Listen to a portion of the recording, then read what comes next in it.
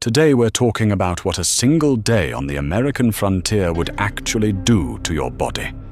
Not the Hollywood version where everyone rides around with perfect teeth and a clean hat, but the real version, where life expectancy sat at 39 years, the #1 prescribed medicine was literally mercury, and the most advanced dental procedure available involved a blacksmith, a pair of pliers, and a bottle of whiskey.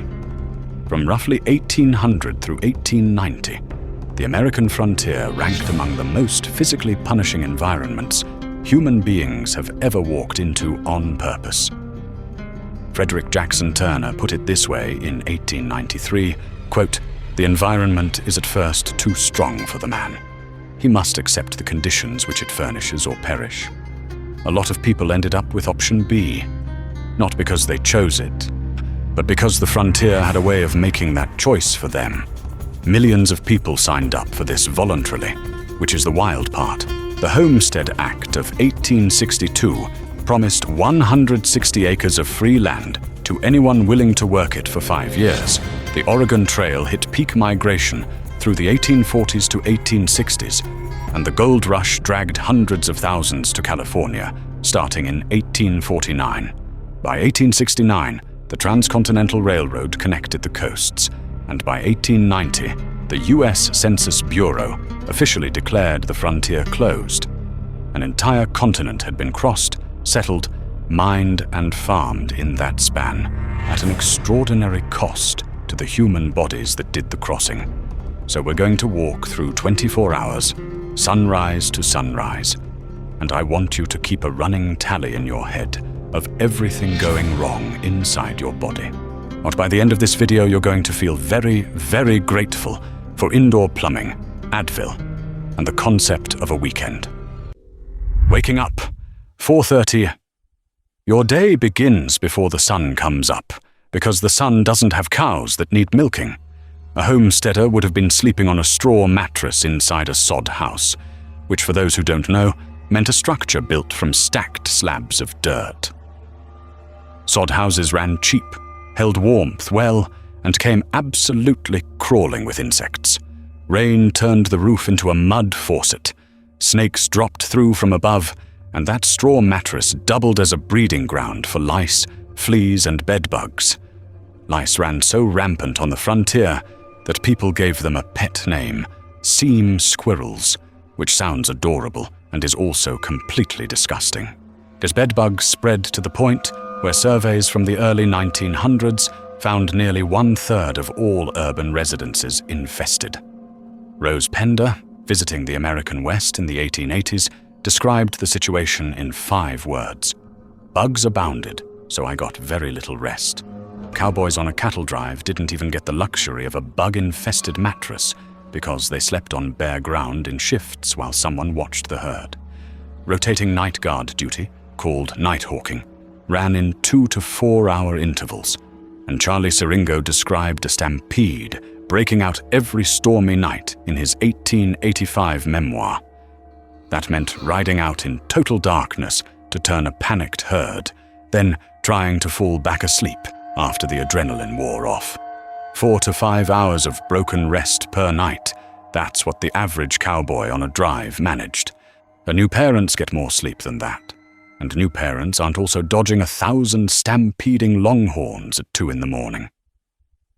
Breakfast, 5 a.m.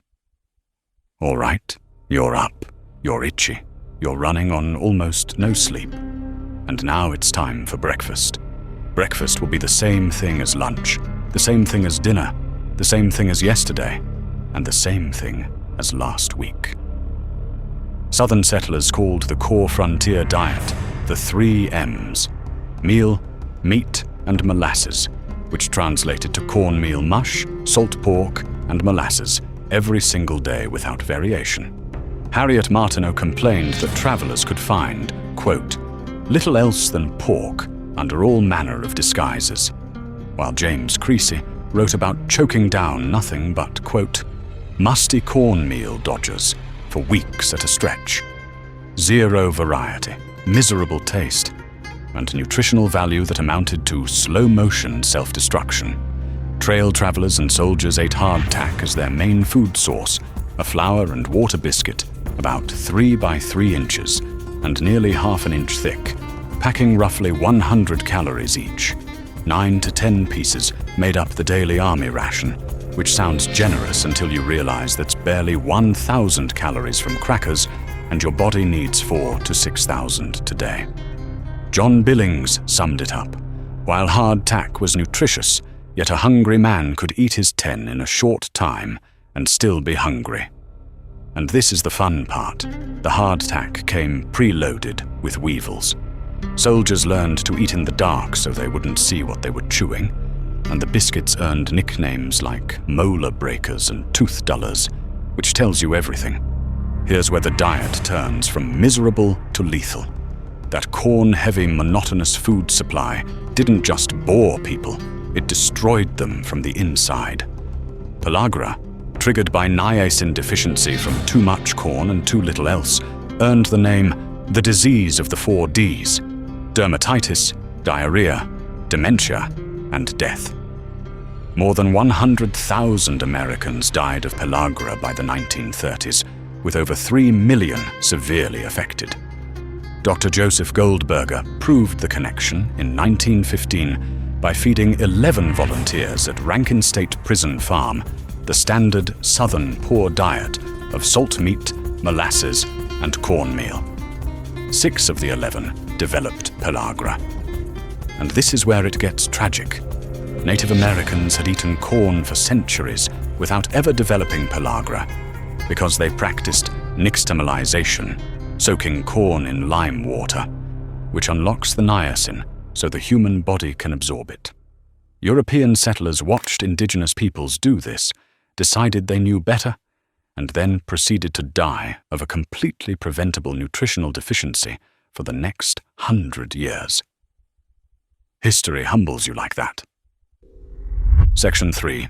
The workday, 6 a.m. to 8 p.m. Your weevil crackers and corn mush are down, and now the real punishment begins.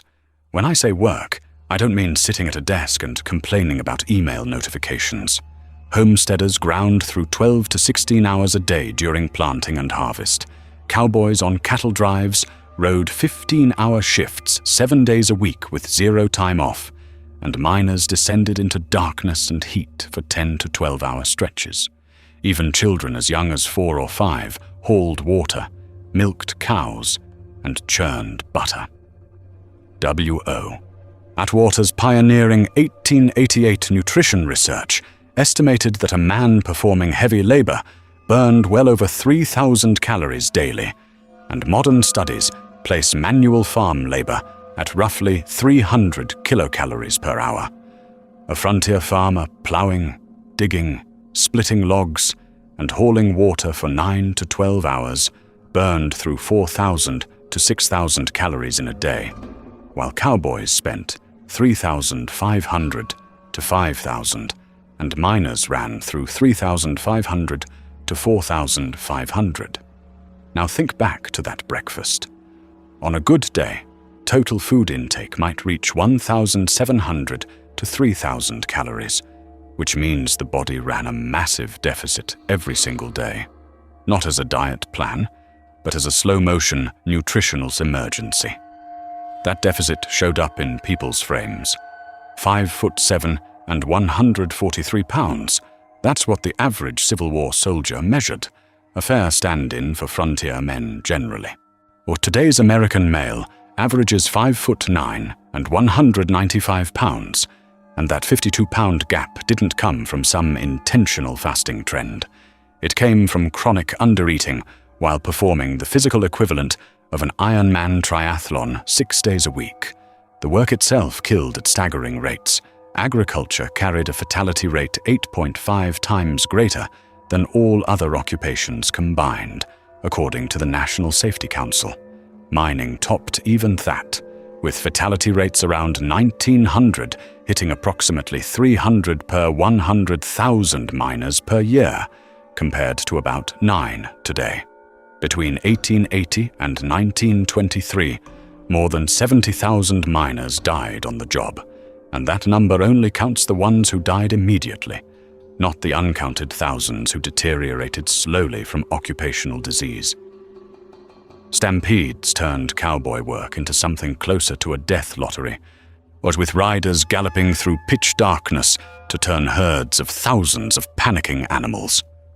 George C. Duffield recorded it plainly in his trail diary. "There was one of our party drowned today, Mr. Carr, and several narrow escapes." River crossings killed more cowboys than gunfights ever did. $25 to $40 a month, roughly $1 a day. That's what this profession paid for work that could end your life on any given Tuesday. Every bone told the story. Frontier-era skeletons consistently show high rates of degenerative joint disease, spinal disc damage from heavy lifting, and stress markers at muscle attachment sites that map a lifetime of brutal physical strain. Victorian surgeons documented miners' spines curving permanently, their legs frequently bowing. A mining newspaper described these workers in 1863 as, quote, "You're strong and active men, but pallid in complexion and bent in form by reason of excessive labor, heat, and foul air. The water break that might kill you. At some point during your 16-hour workday, you need a drink of water, and this is where things shift from bad to potentially fatal. Frontier water sources ranged from disgusting to deadly. Wells and iron hand pumps didn't appear until the 1870s, which meant people drank from the same streams and rivers that hundreds of other emigrants used for bathing, laundry, and, let's be honest, as a toilet. Shallow wells sat feet from seeping cesspools, and an 1852 Oregon Trail diary warned, quote, "The great cause of diarrhea has been occasioned in most instances by drinking water from holes dug in the riverbank and along marshes. Cholera, typhoid, and dysentery traveled in that water, and cholera stood out as the most terrifying because of its speed. A person could feel perfectly healthy at breakfast, collapse in agony by noon, and die by nightfall, their skin wrinkling and turning blue within hours from catastrophic dehydration. Surviving the first 12 to 24 hours usually meant recovery, but the mortality rate among those infected ran at 20% or higher. Between 1849 and 1855, an estimated 6,000 to 12,000 overland emigrants died of cholera along the trails. St. Louis alone lost over 4,500 people in the 1849 epidemic, roughly 1/10 of the entire city. Native Americans suffered even worse, with half the Pawnees and 2/3 of the Southern Cheyennes wiped out between 1849 and 1852, leaving survivors who reportedly could not bury the hundreds of dead. But Martha Friel captured the horror in a letter from Ash Hollow, dated June 23, 1852. First of all, Francis Friel died June 4, 1852, and Maria Friel followed the 6th. Next came Polly Kastner, who died the 9th, and Lafayette Friel soon followed. He died the 10th. Elizabeth Friel, wife of Amos, died the 11th, and her baby died the 17th. You see, we have lost 7 persons in a few short days, all died of cholera. 7 members of one family in 2 weeks, all from the water. Spread evenly along the trail, the total death toll would place a grave every 50 yards from Missouri to Oregon City. Historians have called it this nation's longest graveyard. Getting sick, and the doctor who makes it worse. Let's say you've drunk the water, and now you don't feel right. Time to find a doctor, and here's where things somehow get worse, because the doctor might pose a bigger threat than the disease. Mid-1800s physicians operated with zero understanding of germs, bacteria, or viruses, basing their practice on the theory of the 4 humours from the 2nd century. Fewer than a quarter of practicing doctors held medical school degrees, and several states actually abolished physician licensing in the 1840s, which meant literally anyone could hang a shingle and call themselves a doctor. Your physician might have been a butcher last month, and honestly that might have been an upgrade, because at least butchers understood anatomy. Calomel, which is mercury chloride, ranked as the most commonly prescribed drug in the country, a violent purgative that doctors administered until the patient started drooling uncontrollably. That drooling wasn't the medicine working. It was mercury poisoning, and it softened gums until teeth fell out. Frontier verses captured the relationship well. Doctor comes with free goodwill, but ne'er forgets his calomel. My favorite detail in this entire video involves Dr. Benjamin Rush, who supplied Lewis and Clark with roughly 600 mercury pills, nicknamed Rush's Thunderbolts.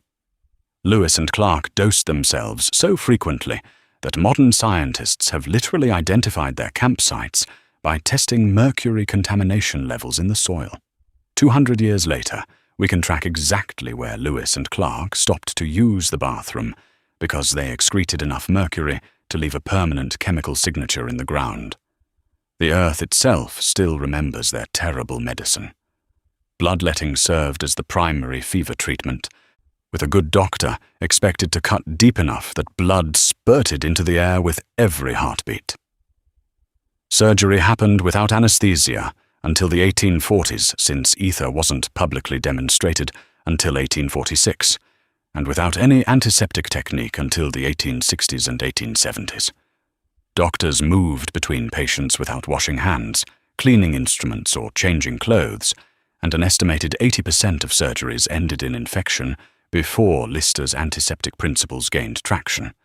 Patent medicines rushed in to fill the gap that actual medicine left wide open. Mrs. Winslow's soothing syrup, marketed to parents of colicky babies, packed 65 milligrams of morphine per fluid ounce plus alcohol. 1 teaspoon delivered the equivalent of 20 drops of laudanum, enough to kill the average child. Annual sales topped 1.5 million bottles by 1868. The thousands of babies died, and the syrup earned the nickname the baby killer. The AMA didn't get around to denouncing it until 1911. Dentistry barely existed on the frontier.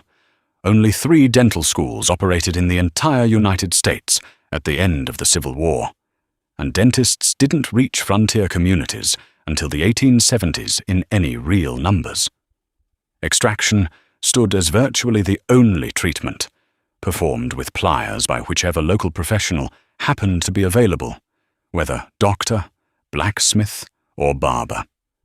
Whiskey served as the only anesthesia. Most frontier citizens lost all their teeth by age 50.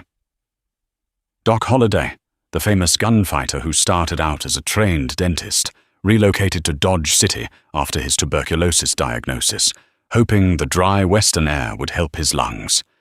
It didn't, but at least he could pull your tooth before he died. One more dentistry story, because this one's too good to leave out. Clay Allison, the outlaw, visited a dentist in Cheyenne, Wyoming, who drilled the wrong tooth. After getting the correct tooth fixed somewhere else, Allison returned to the original dentist's office and extracted one of the dentist's teeth with a pair of pliers. That remains the most frontier response to a malpractice complaint anyone has ever recorded. Afternoon, the environment tries to end you. At this point, your body runs on inadequate calories, possibly fights a waterborne disease, and your remaining teeth cling to your gums through hope and mercury residue.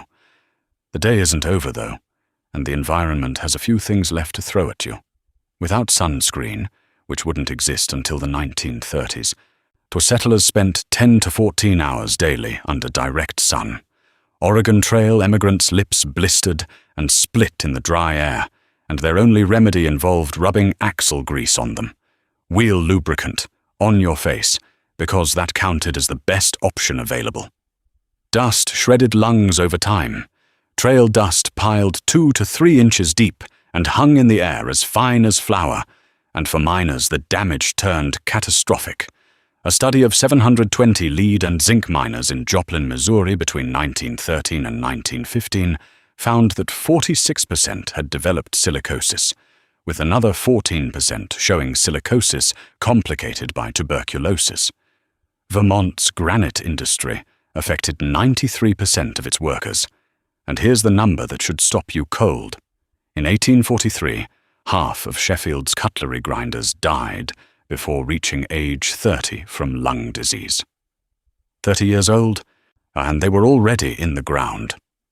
Rattlesnake bites killed at an estimated 25% mortality rate in the 1800s, compared to less than 0.1% today, with modern antivenom, which didn't become available until 1954. Every frontier treatment for snake bite, tourniquets, cutting and sucking the wound, cauterizing with a branding iron, turned out to be either useless or actively harmful. Getting bitten by a rattlesnake meant your best outcome depended on the snake having delivered a dry bite, and your worst outcome depended on someone trying to help. Grizzly bears posed threats that popular memory tends to underplay, and one story captures the frontier body's capacity for punishment better than any statistic. On August 23, 1823, a frontiersman named Hugh Glass took a mauling from a mother grizzly near the Grand River in present-day South Dakota. A broken leg, a punctured throat, and deep lacerations that exposed his ribs. That's what he survived. His companions assumed he died and abandoned him after taking his weapons, and Glass crawled and stumbled over 200 miles to Fort Kiowa across 2 months, surviving on insects, snakes, and scavenged meat. 200 miles on a broken leg with exposed ribs because the alternative was lying there and dying, and apparently Hugh Glass wasn't built for that. Cold killed even faster. January 12, 1888, a date known as the School Children's Blizzard, struck the Great Plains after an unseasonably warm morning. One weather station recorded a drop from 44 degrees Fahrenheit to negative 42. Nearly 100 degrees of temperature change in hours. Around 235 people died. Teacher Lois Royce of Plainview, Nebraska, tried to lead 3 students to her boarding house less than 90 yards away, and all 3 children froze to death, while Royce lost both feet to frostbite. 19-year-old teacher Etta Shattuck turned up alive in a haystack 78 hours after the storm, but both legs required amputation. 90 yards, that's all it took for the frontier to end you. Evening, hygiene, whiskey, and the mind. The workday finally winds down, and what passes for evening self-care on the American frontier deserves its own special attention. Bathing demanded enormous effort in an era before the 1870s, when water had to be hauled from streams by hand. Many homesteaders climbed into the horse trough to wash up, and families who did manage a proper tub sent men through first, then women, then children, all using the same water. Some people held a genuine belief that too much cleanliness opened pores to disease. Rose Pender described a bath as a luxury she hadn't enjoyed for 10 straight days. Stagecoach stations kept a community toothbrush made from animal bristle, shared by anyone who felt like using it. Let that image settle in for a moment.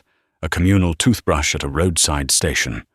Toilet paper didn't show up until the late 1800s, which meant people relied on old newspaper, Sears and Roebuck catalogues, corn cobs, or whatever leaves happened to grow nearby. An anonymous settler captured the reality perfectly in the St. Joseph Gazette. He must learn to eat with his unwashed fingers, drink out of the same vessel as his mules, or sleep on the ground when it rains, share his blanket with vermin, and have patience with mosquitoes. It is hardship without glory. That last line matters. Hardship without glory, and nobody recording it for an audience. Alcohol served as the frontier's all-purpose solution for stress relief and pain management, and the consumption numbers reflect just how heavily people leaned on it. 7.1 gallons of pure ethanol per capita per year. That's what the United States consumed at its peak in 1830, nearly 3 times today's rate of about 2.5 gallons.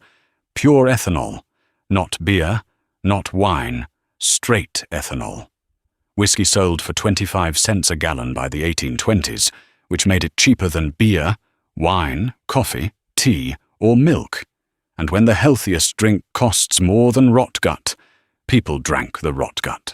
Dodge City reportedly kept one saloon for every 50 residents, while Bodie, California, population around 10,000, packed in 65 saloons and recorded 29 murders between 1877 and 1883, the highest murder rate of any American city at the time.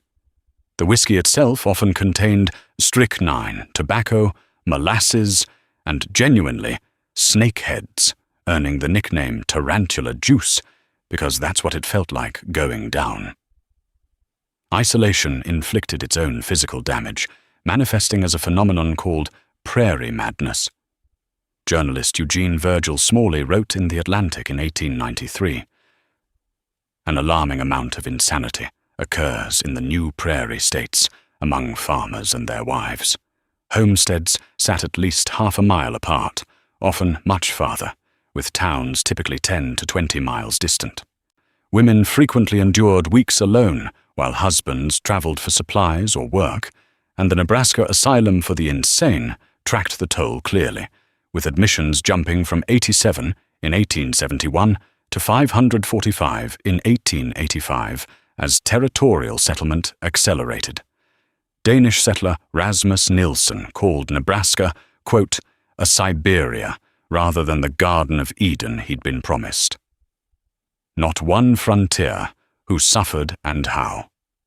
Before we reach the end of these 24 hours, one thing needs to be clear. The frontier wasn't a single experience. Different people endured it in dramatically different ways, and some had it far worse than others.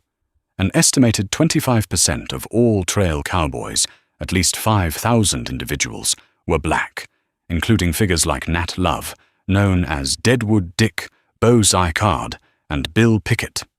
Pay ran relatively equal, but black cowboys consistently drew the most dangerous assignments, breaking wild horses and leading cattle across deep rivers first. The Buffalo Soldiers of the 9th and 10th Cavalry, 24th and 25th Infantry, fought in nearly 200 engagements over 30 years and earned 14 to 18 Medals of Honor, all while receiving aged horses and deteriorating equipment. Chinese laborers made up over 90% of the Central Pacific Railroad's workforce, between 10,000 and 15,000 workers earning $26 per month, which ran 30 to 50% less than white workers received. That money also had to cover their own food, lodging, and tools. Companies lowered these men in baskets to plant explosives on cliff faces, sent them boring through solid granite at Summit Tunnel, and kept them working through brutal winters and desert heat above 120 degrees. An estimated 1,000 or more died during construction, though exact numbers remain unknown because nobody bothered keeping careful records. In June 1867, 3,000 Chinese workers organized what became the largest labor strike in U.S. history to that point, and the company ended it after 8 days by simply cutting off all food supplies. Women carried physiological burdens that compounded everything else. American women in 1800 gave birth an average of 7 to 8 times, and maternal mortality on the frontier ran 3 times higher than in New England. A woman who bore 5 to 8 children faced a lifetime risk of dying in childbirth as high as 1 in 8, and many delivered without a doctor or midwife present. The 1850 census recorded infant mortality at 28%, meaning more than 1 in 4 babies didn't survive. But homesteaders failed at a rate of 60%. Roughly 2 million claims went in under the Homestead Act, and only about 783,000 ever reached completion. That 160-acre allotment worked fine for farming in the humid east, but it proved simply inadequate for the arid plains. These weren't lazy people giving up. The land itself made the math impossible. Where you settled also shaped which specific nightmare you faced. Great Plains homesteaders built sod houses, endured grasshopper plagues that blanketed the ground 6 to 12 inches deep, and weathered blizzards that sealed families indoors for days. Arizona earned the nickname the Siberia of the Frontier Army, with Fort Mojave losing an average of 2 soldiers per week to dysentery. Rocky Mountain mining camps saw populations balloon overnight, like Creede, Colorado, which jumped from 600 to over 10,000 in 2 years, before collapsing and leaving behind broken communities.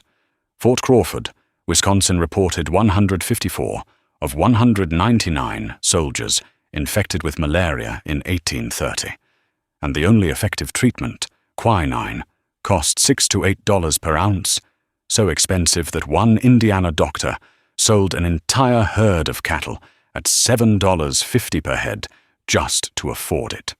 As we approach the final hours of this 24-hour span, it's time to zoom out and look at the full picture, because the numbers are where the frontier really bears its teeth, or more accurately, where it takes them. 90% of all pioneer deaths came from disease, not violence, not accidents, not conflict with Native Americans. Disease.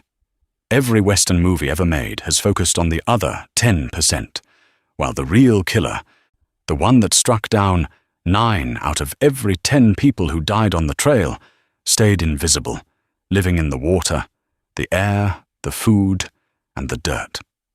Frontier Army records lay it out in black and white. From 1860 to 1886, a total of 1,993 soldiers fell killed or wounded in the Indian Wars, and in the single year of 1886 alone, 1,217 soldiers died of cholera. Civil War records showed the same pattern across 700,000 soldier deaths, with over 400,000 coming from disease, a consistent 2-to-1 ratio of disease deaths to combat deaths that held across the entire frontier era. At every frontier post, the hospital took more soldiers than the enemy ever did. Tuberculosis alone killed an estimated 1 in 7 Americans, accounting for approximately 1 in 4 deaths each year through the 1800s. Around 450 Americans died of TB every single day at the turn of the century. Roughly 80% of those who developed active tuberculosis never recovered, instead wasting away over months or years. People called it consumption, because that's precisely what it did. It consumed you, turning skin pale, filling lungs with blood, and reducing a living person to a ghost of themselves over agonizing stretches of time. Scurvy claimed an estimated 10,000 gold rush miners. Sutter's Fort recorded 18 to 20 deaths per day for 5 months straight, starting in January 1850, and one witness described victims who, quote, rotted to death by inches. Another described a sick man, quote, drawn up into a kind of ball and could have been rolled over and over like a bale of carpet. Scurvy turns the body against itself, breaking down connective tissue, to reopening old wounds and swelling gums until teeth drop out, and the cure amounted to eating a lemon or any fresh fruit or vegetable. On the frontier, fresh produce sat weeks or months away from the nearest source. 1 in 5 gold rush miners died within 5 months of arriving in the camps.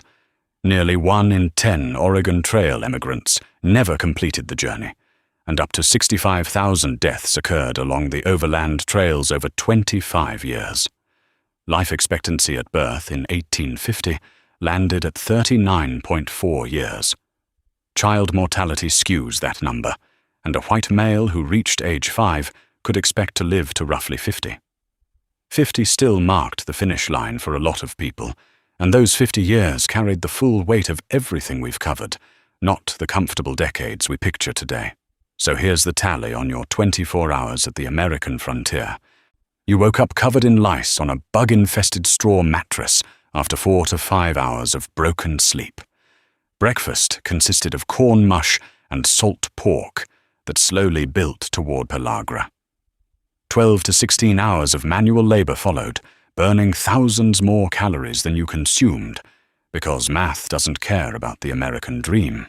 Water came from a source that hundreds of other people and animals had been using as a combined bath, laundry station, and latrine. Dust thick enough to destroy your lungs within years filled every breath. A real statistical chance of contracting cholera, dysentery, or typhoid hung over the entire day, diseases for which no effective treatment existed. And the treatments that did exist, mercury pills, bloodletting, opiate syrups, often killed faster than the diseases they claimed to cure. De Lewis and Clark's campsites can still be identified today by the mercury that leached into the soil from their medicine. 2 centuries later, the ground itself still remembers how bad 19th century healthcare performed. What strikes hardest about the frontier isn't the hardship, though. It's the gap between what people endured and what they understood. Germ theory didn't take hold until the 1860s to 1880s, and the cholera bacterium wasn't identified until 1883, 3 full decades after cholera had already killed tens of thousands on the overland trails. Antiseptic surgery didn't exist before 1867, and Semmelweis proved that hand-washing prevented infection back in 1847, only to have his own colleagues dismiss him as crazy. The Pure Food and Drug Act didn't pass until 1906, was after generations of Americans had consumed morphine baby syrup and mercury pills as standard medicine. That timeline deserves a second look. Pasteur published his germ theory findings between 1857 and 1861, and Koch identified the cholera bacterium in 1883, all of which came after peak frontier migration had already passed. Every person who walked the Oregon Trail, panned for gold in California, and built a sod house on the Nebraska prairie did so in a world where nobody could name the things that kept killing them. The frontier didn't just test the body, it broke the body in ways that modern medicine arrived too late to prevent, and that modern archaeology continues cataloguing in the bones left behind. Next time you complain about your commute, your lukewarm coffee, or slow Wi-Fi, remember that 170 years ago, the leading cause of death came from drinking water. The dentist operated as a blacksmith, and the best-selling children's medicine contained morphine. We've come a long way, mostly because we had to.